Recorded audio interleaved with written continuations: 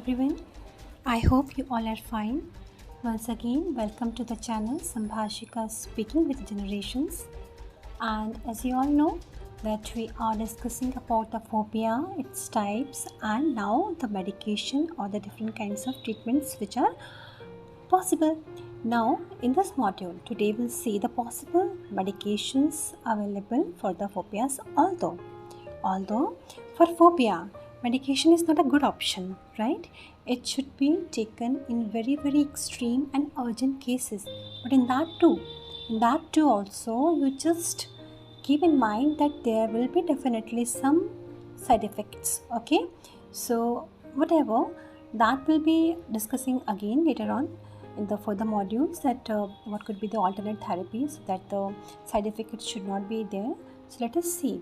Let us begin with the medications which is prescribed to the phobia patients. Alright, so first of all, usually इसे हम phobia treat करने के लिए recommend नहीं करते हैं. Usually we are not recommending it for treating phobias, because होता क्या है कि जो हमारी टॉकिंग थेरेपीज़ हैं वो यूजुअली काफ़ी ज़्यादा इफ़ेक्टिव होती हैं और उनमें साइड इफ़ेक्ट्स की संभावना ना के बराबर होती है. ओके, तो फिर भी जो शॉर्ट टर्म बेसिस के लिए जो फोबियाज़ के इफ़ेक्ट्स हैं, देखिए आप ये भी समझिए कि फ़ोबिया के लिए भी डायरेक्ट एग्जैक्ट कोई मेडिसिन नहीं है. फोबिया के जो सिम्टम्स हैं, ओके, फोबियाज़ के जो कंक्लूशंस हैं, रेपरकशंस हैं, उनको कुछ हद तक सप्रेस करने के लिए, कंट्रोल करने के लिए कुछ मेडिकेशंस हैं जो कि इस प्रकार हैं. Alright, first is SSRI. ये क्या होता है? This is selective serotonin reuptake inhibitors. Okay, ये क्या है? This is a class of antidepressants. This is the class of antidepressant. And इसमें मेन जो आपके एग्जाम्पल्स हैं वो हैं आपके एसिटालोप्रेम ऑक्सलेट, फ्लोक्सिटिन, पैरोक्सिटिन एंड सेट्रालिन. अब ये जो नेम बताए हैं आपको, ये सारे के सारे मेन आपके ब्रांड नेम्स हैं और इसकी केमिकल नेम्स हैं सेलेक्सा, लेक्साप्रो, प्रोजेक, पैक्सिल, ज़ोलोफ्ट. अब ये यूजुअली कब हेल्पफुल होते हैं? ये हेल्पफुल होते हैं सोशल फोबिया के केसेस में. ऑलराइट, अब कैसे वर्क करते हैं? They work by changing the level of serotonin in the brain. Okay, what is serotonin? Serotonin is a feel good hormone जो कि हमारे ब्रेन में रिलीज होता है. अगर आपने एंडोक्राइन सिस्टम पढ़ा होगा तो आपको इसके बारे में मालूम होगा. अगर इसके बारे में आपको कोई जानकारी नहीं है, I will make a separate module for making you understand about the serotonin. तो ये सेरोटोनिन जो क्या करता है, ये हमारे मूड को कंट्रोल करता है. ओके, तो जो आपके इंटेस्टाइन्स हैं और आपका ब्रेन है, ये दोनों ही सेरोटोनिन को प्रोड्यूस करते हैं और ये आपके ब्लड में भी होता है. ब्लड की जो प्लेटलेट्स होती हैं उसमें भी मौजूद होता है और सेंट्रल नर्वस सिस्टम को कंट्रोल करके रखने में काफ़ी हद तक अच्छा रोल अदा करता है. अब जो सेरोटोनिन रीएप्टिक इनहिबिटर्स हैं, सिलेक्टिवली रीएप्टिक इनहिबिटर्स हैं, ये these are widely used type of antidepressant. Widely used हैं, ये बहुत ज़्यादा हद तक यूज़ होते हैं और इन्हें यूजुअली डिप्रेशन के केसेस में प्रिस्क्राइब किया जाता है. और कभी कभी जो हमारे टॉकिंग थेरेपीज़ हैं या फिर हमारे CBTs हैं, कॉग्निटिव बिहेवियर थेरेपीज़ हैं, उसमें भी उसके साथ भी आपको यह प्रिस्क्राइब कभी कभी किया जाता है. अब देखिए, इंडिविजुअल्स जो हैं जिन्हें सोशल फोबिया है, आपको ये शॉकिंग लगेगा ये जान के कि उनमें सेरोटोनिन की जो अमाउंट है वो बहुत ज़्यादा एक्स्ट्रा अमाउंट में होता है. ऐसा भी हमारी रिसेंट स्टडीज़ में है मालूम चला है. तो होता क्या है कि जितना ज़्यादा वह सेरोटोनिन बनता है तो उनकी एंग्जाइटी उतनी ज़्यादा बढ़ती है. समझ रहे हैं आप? तो इससे क्या होता है कि उनका एंग्जाइटी बढ़ने की वजह से अगर आप ऐसे कोई केस आते हैं तो उस केस में हम इस तरह की जो मेडिसिन है जिन्हें हम SSRI कहते हैं वो हम प्रेस्क्राइब कर सकते हैं. ओके, सो है क्या सेरोटोनिन? ये जो सेरोटोनिन है ये it is made from the essential amino acid tryptophan. जो आप अमीनो एसिड की जो पूरी चेन होती है, आपने बायोलॉजी में पढ़ा होगा, तो अमीनो एसिड जो है आपका जो बिल्डिंग ब्लॉक्स ऑफ प्रोटीन्स होते हैं, उनमें ही एक प्रकार का अमीनो एसिड है जिसे हम ट्रिप्टोफैन कहते हैं. ये उसी से ही बनता है. ओके, एंड इसलिए ये जो अमीनो एसिड है वो आपकी बॉडी में बिल्कुल एंटर होना चाहिए, मौजूद होना चाहिए डाइट के थ्रू.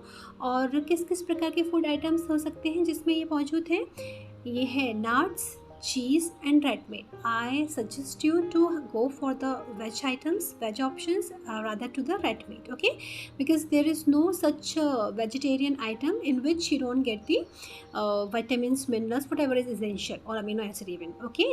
Because meat जो है हम animal product है और सारे animals डिपेंड करते हैं प्लांट्स पर ही, तो डायरेक्टली और indirectly we all are getting the material and the entire stuff from the plants only. So why should not go for the vegetarian diet and go for the non-veg diet? Okay, that is not good, क्योंकि meet खाने के भी कुछ अपने अलग side effects हैं जो मैं आपको कभी और बताऊंगी किसी और मॉड्यूल में.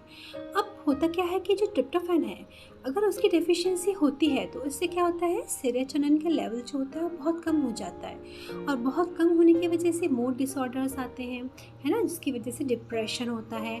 तो इस केस में भी हमारे लिए ये मेडिसिन बहुत इफ़ेक्टिव होती है. अब विटामिन B6 जिसे हम, what is the chemical name of it? It is pyroxene. ये अपने आप में एक बहुत ही स्पेशल इंपॉर्टेंस रखता है. Why? Because it is acting as a precursor of serotonin and tryptophan. Okay, and vitamin B6 it can also play a role in behavior and mood control. ठीक है. Next is magnesium. Magnesium is also essential for many biochemical reactions in the body and brain. Well, let us see about this SSRI's common side effects. Usually जो common side effects हैं SSRI के, वो involve करते हैं आपके agitations, anxiety, okay, बहुत ज़्यादा खुद को सिक महसूस करना, इंडाइजेशन, डायरिया या फिर constipation, lack of appetite, weight loss, dizziness, blurred vision and dry mouth. ठीक है. So now let us see कि which are the most common and most popular prescribed medicines for the anxiety that is considered as the SSRIs, that is the Prozac, Zoloft, Paxil, Lexapro and Celexa. Okay, so this is generally safe with a low risk of serious side effects, and SSRI antidepressants, these are typically recommended as the first choice of medications to treat panic attacks. Alright, so let us see the next one, that is benzodiazepines. Benzodiazepines जिसे हम BZD, BDZ या BZS के नाम से भी जानते हैं, और इसे हम बेंजोस भी कहते हैं, and it is a class of psychoactive drugs and whose core chemical structure is the fusion of a benzene ring and a diazepine ring. Okay, so as this represents drugs which lowers the brain activity, they are prescribed to treat conditions such as anxiety, insomnia and seizures. Okay, benzodiazepines को हम tranquilizers भी कहते हैं और usually prescribe किए जाते हैं medications as the medications for anxiety. और बेसिकली हमारे जो बेंजोडाइजेपिन्स बेसिकली दिए जाते हैं वो है हमारे Xanax, Klonopin, Valium and Ativan. ठीक है. These works very quickly and typically it brings relief within 30 minutes to maximum an hour. Okay. जो Clonazepam है, Clonazepam it is a generic drug and it is sold as the brand name called Klonopin. Xanax जो है वो brand name है, version है किसका? Alprazolam का. Okay, both this clonazepam and Xanax, these are the CNS depressants, central nervous system depressants, and these are classified as the benzodiazepines. All right, now होता क्या है कि जो benzodiazepines है, it can also increase the risk of addiction also. Okay, so addiction, withdrawal, cognitive decline, motor vehicle crashes, hip fracture, this could be the risky side effects of taking benzodiazepines.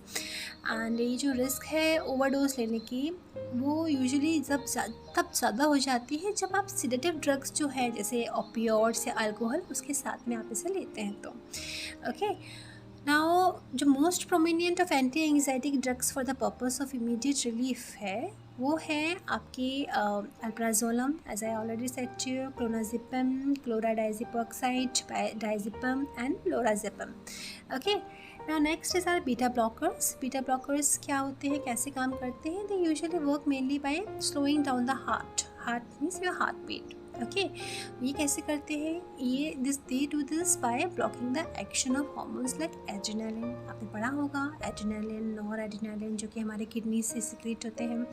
ठीक है, beta blockers जो है usually it comes as the tablets, right, and they are prescription only medicine, which means they can only be prescribe by a GP और another suitable qualified healthcare professional। ठीक है, now most commonly prescribe beta blockers medications क्या है? वो है आपका metoprolol succinate and metoprolol tartrate. ठीक है, while both these drugs are used to treat heart related issues, their applications are very different। Now let us see अब इसके side effects क्या हो सकते हैं बीटा ब्लॉकर्स के। आपको फैटिक होना मीन्स थकावट, डिजीनेस, है ना, it can sometimes decrease your heart rate very low, है ना, poor circulation, your heart beats more slowly when you take beta blockers, so it could result in poor circulation, gastrointestinal symptoms, है ना, this includes stomach ache, nausea, diarrhoea, constipation, weight gain हो सकता है। Okay, this are सब side effects of taking beta blockers. अब इसमें कौन कौन से हैं ऐसे जो केमिकल्स हैं जो इंक्लूड होते हैं? Like it is acebutolol, atenolol, betaxolol, then biosporolol, and then cathiolol, then carvedilol, then labetalol, and then metoprolol. Now they can help in regulating and slowing the heart rate, and many people who experiences anxiety, they report a racing heart or higher blood pressure also by changing the way in which the body responds to anxiety. Beta blockers may reduce the intensity of symptoms and lessen the physical effects। Now natural sources क्या हो सकते हैं हमारे beta blockers की? तो it could be like garlic, berries, and certain vitamins and amino acids। Okay, so in case of non-veg, we go it as fishes and all. These are the natural sources of beta blockers। So well, doctors usually prescribe beta blockers to treat cardiovascular conditions such as angina and hypertension and all, जिसमें कि आपकी जब high blood pressure बहुत ज़्यादा होता है। तो ये देखिए, ये सारे मेडिकेशंस जो हैं मेडिसिन फील्ड में जो प्रिस्क्राइब किए जा रहे हैं, it is not direct and absolutely applicable for the cases of phobias, right. ये मेडिकेशंस हैं, हमें साइकोलॉजी में मेडिसिन से नहीं वर्क करना है, हमें वर्क करना है टॉकिंग थेरेपी से, साइकोथेरेपी से, काउंसलिंग से, चेंजिंग बिहेवियर एंड लाइफस्टाइल से, थॉट पैटर्न से, है ना, your cognition and your perception से। This is all which is concern in psychology. Medications has something to do with the field of psychiatry but not with the psychology. It has its own some drawbacks and all. Okay, इसीलिए तो ये branch मतलब innovate हुई है ना, otherwise तो we would have been running out with the allopathies and psychiatry itself। Now we'll see the further modules, we'll see what are the different and more effective and safe side options that you will see in the next module। Till then,